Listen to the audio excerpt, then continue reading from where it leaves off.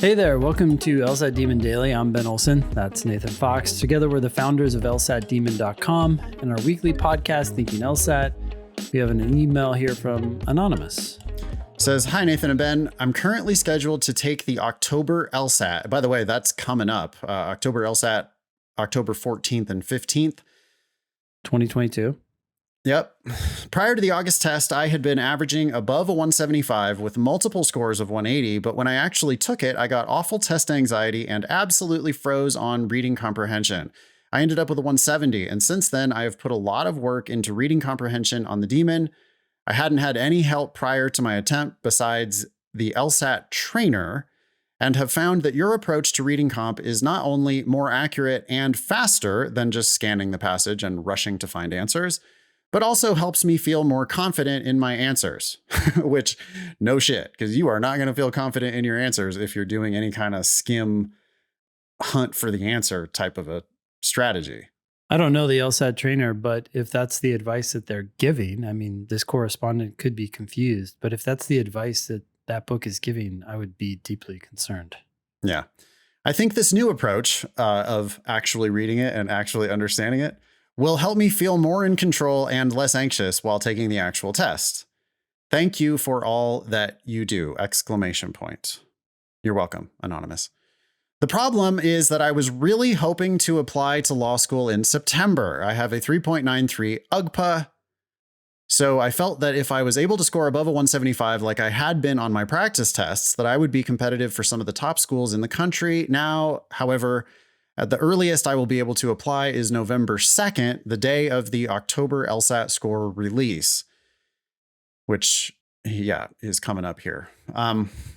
If I do score in my target range, ideally a 177 or above, which should be possible considering my practice scores, does it make sense to apply in early November? I know it's best to apply in September, but I'm already in my second gap year out of college. If I were to hold off on applying until next year, I would basically spend the next year of my life just waiting to apply to law school, and the year after that just waiting to go to law school. I would love to go travel around Europe or something, but I don't have that kind of money. Oh, it doesn't cost that much money, though. I will basically just be sitting on my ass, working a job I like but don't love, and waiting. I want to be as competitive an applicant as possible, but also don't want to waste the next 2 years of my life. What do you think I should do? Thank you, Anonymous. So there are some schools that don't consider applications or don't review them until January, right? A few?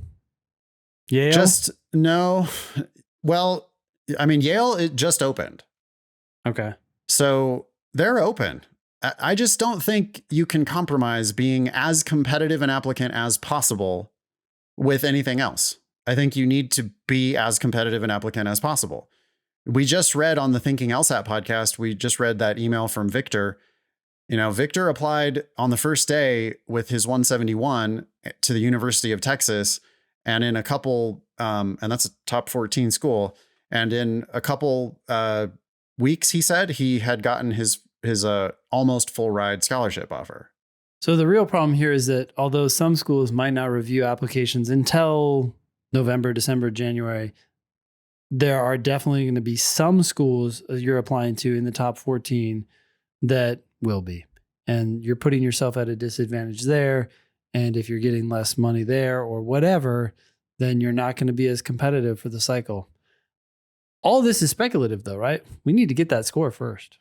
So maybe none of this is going to even matter. Maybe you take the October test, you don't get that 177, you get a 172. You know you're much better at the test than that. So you have to take it again in November or January or whatever. And none of this is going to matter. Yeah, it's totally true that Anonymous is crossing a bridge that he or she has not come to yet. And so, you know, you really should just be talking to us when that score comes back.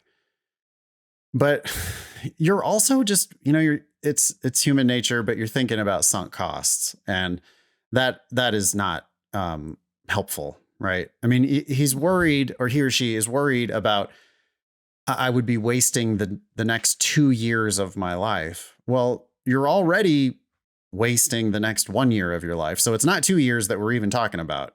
What we're talking about is one more year. And let's question the assumption that it's being wasted. It's only wasted if you don't use it. You're going to be living, you're either going to be living in law school or you're going to be living outside of law school. Time will pass regardless. There's this assumption here that unless that time is being passed in law school, it somehow is not being used. What? Yeah, it's just that it's the hustle culture, you know? It's like fucking America with everybody just like pursuing money and career at all costs and not living their life. And meet somebody. they yeah. They say I would love to go travel around Europe or something, but I don't have that kind of money. There's lots of places where you can travel for cheap if you're super cheap. Yeah, there's blogs dedicated to traveling with a backpack and figuring out how to make it work. Yeah, and maybe you're not going to be, you know, doing that. Well, no, there's hostels in London, there's hostels in Paris. There's places even in the big cities that you can go for cheap. And maybe you can change your job but you like your job. Can you do it remote? That would be awesome. That would be awesome, is to go digital nomad for a couple of years while you wait for your law school shit to be sorted out.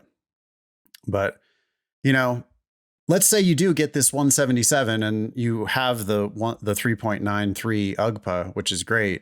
I don't want you to make your 177/3.93 sad. And I think that's what you're going to do if you apply in the middle of the cycle instead of applying at the beginning of the cycle. I just see no reason why not to wait a few more months. You're making it out to be this huge thing of 2 years of my life and I'm wasting my life. But no, it's actually just waiting. By the time the November score comes out, you know, you're really only waiting until August of the next year, because some applications do open in August. So you're talking about waiting 9 months to apply. You're also putting pressure on yourself to really knock it out of the park in October. Totally.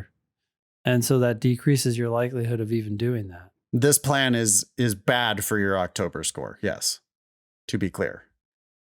You should be planning on taking the October test and the November test and then applying next cycle. Email daily@lsatdemon.com if you'd like to ask us a question or share some LSAT or law school admissions news. Thanks for listening.